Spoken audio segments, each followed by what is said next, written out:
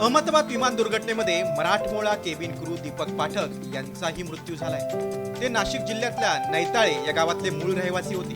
दीपक पाठक आपल्या कुटुंबियांसह बदलापूरमध्ये राहत होते। गेल्या 11 वर्षांपासून दीपक पाठक एअर इंडियामध्ये कार्यरत होते। 4 वर्षांपूर्वी त्यांनी लग्न केलं होतं। त्यांना 2 मुली आणि हा एकटाच मुलगा होता।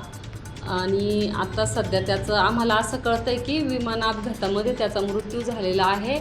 तर आता बाकीचे आमचे नातलग आहे ते गेलेले आहे अहमदाबादला। त्याचं जेव्हा पार्थिव मिळेल त्यावेळेस आम्ही सगळे मुंबईला जाणार। अपघात झाल्याचं कळल्यानंतर आई वडिलांनी त्याला फोन लावला। त्याच्या मोबाईलवर रिंग जात असल्यामुळे त्यांना दीपक वाचल्याची आशा होती। मात्र अखेर दीपक गेल्याचं त्यांना कळालं आणि त्यांच्यावर दुःखाचा डोंगर कोसळला।